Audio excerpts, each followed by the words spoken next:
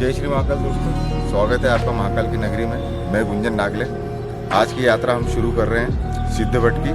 इस मंदिर को सिद्धवट को बैकुंठ द्वार कहा जाता है, इसीलिए यहाँ पे तर्पण होता है, पिंडदान होता है, काल सर्प की पूजा होती है। तो दूर दूर से लोग यहाँ पे पिंडदान कराने आते हैं। तो केवल इस मंदिर को पिंडदान तक सीमित ना रखे, यह एक प्राचीन कथा का भी क्षेत्र है जहाँ पे विक्रम बेताल से जुड़ी हुई है यहाँ की मान्यता। आज हम दर्शन करेंगे सिद्धवट जी के।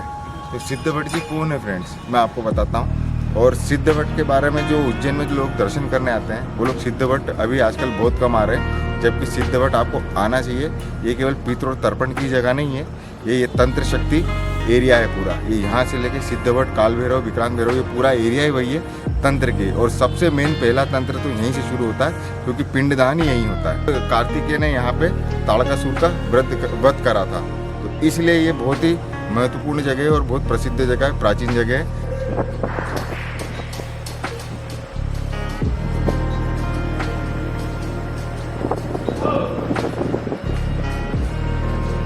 ये सिद्धवट भगवान है, वट का ही पूजन होता है। ये वट वृक्ष देख रहे हैं जी, ये वट वृक्ष जो है माता पार्वती जी ने अपने हाथों से यहाँ पे लगाया था।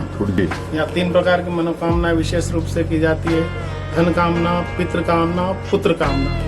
धन कामना अपनी जो कोई भी इच्छा हो, इच्छा बोल के भगवान को रक्षा सूत्र बांध के जाते हैं। रक्षा सूत्र बांधने से भगवान अपनी मनोकामना पूर्ण करता है। दूसरा होता है पितृकार, परिवार में पूर्वज जो चले जाते हैं उनके आत्मा को शांति के लिए भगवान को कच्चा दूध अर्पण किया जाता है। दूध चढ़ाने से अपने पितरों की शांति होती है। तीसरा होता है संतान कामना, परिवार में किसी को संतान नहीं होते तो यहाँ उल्टा स्वस्तिक बना के ये श्रीफल से गोद भरते हैं।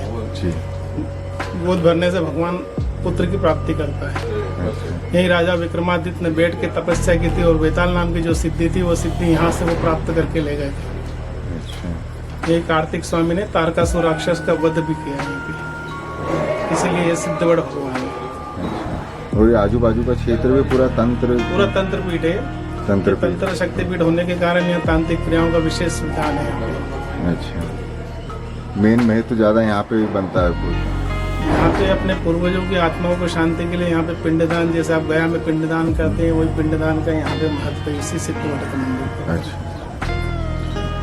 यहाँ पर सभी प्रकार की पूजन होती है, जैसे काल सर्प दोष होता है, यहाँ पितृदोष की पूजा होती है, नागबली नारायण बलि का कर्म होता है, या मांगलिक दोष के पूजन होता है। जिनको भी राहु ग्रह जो भी परेशान करते हैं, जो भी ग्रह अनिष्ट ग्रह जो भी रहते हैं, जो भी परेशान करते हैं, जिनकी कुंडलियों में यहाँ भगवान का पूजन करने से सभी ग्रहों की शांति होती है। तो नागबली क्या है? नागबली नारायण बलि कर्म होता है, ये 3 दिन का कर्म होता है। और विशेष रूप से परिवार में जो पूर्वज परेशान करते हो तो उनकी आत्मा को शांति के लिए ये कर्म किया जाता है। अच्छा, कोई भी काम कर रहे हैं तो अपना काम कभी कभी सीधा होता ही नहीं है। तो सीधा नहीं होता तो भाई किसी का आशीर्वाद, भगवान का भी अपनों को आशीर्वाद मिल रहा है, तो हो सकता है कई काम गलत हो रहे हैं, तो फिर वो पूर्वजों का अपन आशीर्वाद लेते हैं। पूर्वजों के आशीर्वाद के लिए भगवान का यहाँ अभिषेक कराते हैं, पिंडदान करते हैं। यहाँ पे पूर्वजों की शांति के लिए पिंडदान होता है। यहाँ पे जो अपने 16 श्राद्ध रहते हैं ना, 16 श्राद्ध में विशेष महत्व रहता है। यहाँ पे अपने चतुर्दशी आती है, अमावस्या की जो चतुर्दशी आती है, यहाँ विशेष रूप से मेला लगता है चतुर्दशी, 14 और अमावस्या के दिन। और वो कार्तिक मेला भी कार्तिकेय के नाम से ही लगता है ना? कार्तिकेय के नाम से ही लगता है। कार्तिक पूर्णिमा के दिन यहाँ विशेष रूप से मेला भगवान का लगाया जाता है। यहीं पे लगता है कार्तिक। ये कब साल में कब आती है? ये कार्तिक पूनम के दिन। अच्छा, वही जो कार्तिक पूनम। और मेला कार्तिक मेला ग्राउंड में जो मेला स्टार्ट होता है उसके पहले यहाँ 3 दिन का मेला यहाँ लगता है। अच्छा, 14 पूनम, उसके बाद फिर वहाँ पे जाता है। वहाँ पे जाता है, इसीलिए वो उसका नाम। एक्चुअल हरिहर मिलन यहीं का है। हाँ, हरिहर मिलन का भी बताया था। हरिहर मिलन होता है।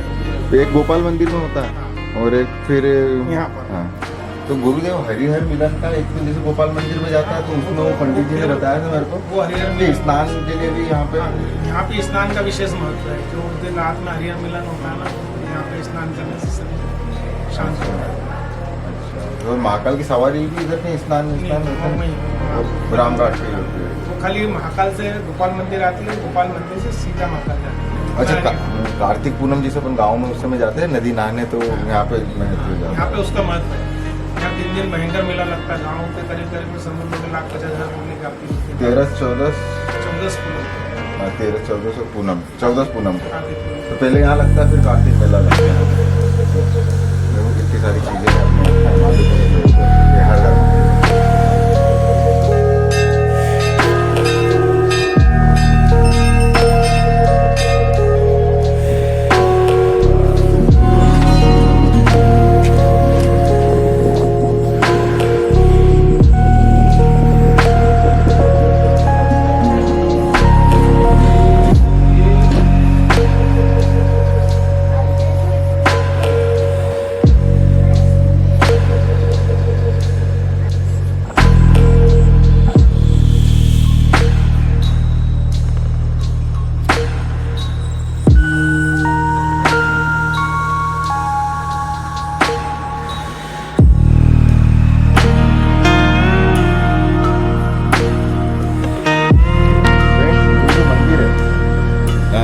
सिद्धवट जी का।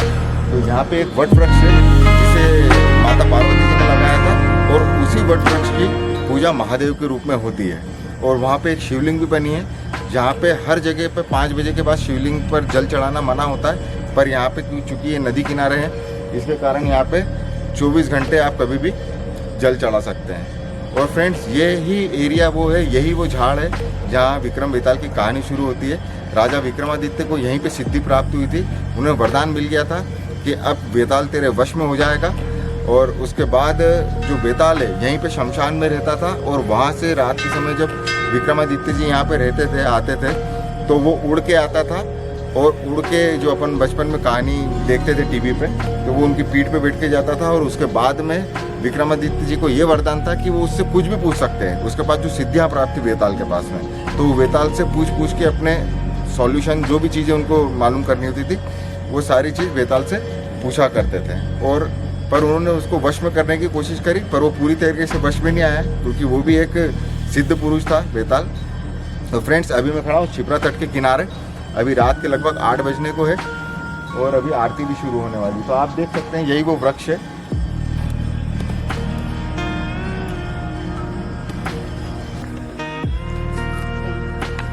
वो पूरा महत्व इसका ही है सिद्धवट का। इसको औरंगजेब ने काट दिया था हाँ मुगल राज के टाइम पे, लोहे के तवे जड़ दिए थे, 7 तवे फोड़ के निकला है। अच्छा हाँ, हर काम सिद्ध होता है जिसके ना बाल बच्चा नहीं होता, 20 साल हो गए 25 साल हो गए, ना गोबर का साथिया मारते भगवान के ना गोद भरते, उसकी मनोकामना के लिए पुत्र कामना हो जाती। बम्बई के आए 4 लड़के हुए उनके जुड़वा, ना आया प्रसाद चढ़ाया भगवान को, तोला बच्चे को, लड्डू में तुलता है भगवान, तुलेश्वर महादेव है। ऐसा ये बात 4 ऐसे वट वृक्ष है। हाँ। एक उज्जैन में सिद्धवट है, सिद्धवट माता पार्वती ने लगाया माता पार्वती ने लगाया त्रेता युग में। त्रेता युग में। गया में बौद्ध भगवान ने लगाया, बौद्ध भगवान हाँ। वृंदावन में वंशीवट कृष्ण भगवान के देगा द्वापर का, और सतयुग का वो प्रयागराज में। मतलब 4 युग के हिसाब से 4 युग के अलग और ये अलग। कौन सी युग का है अपना? ये कलयुग में नहीं ये कलयुग का है वृक्ष। ये वाला उसका हाथ का माता पार्वती ने लगाया था। तो ये कौन से युग का हो गया? ये उधर का, जैसे रामचंद्र भगवान सतयुग त्रेता युग, त्रेता युग। त्रेता युग में राम भगवान आए थे नहीं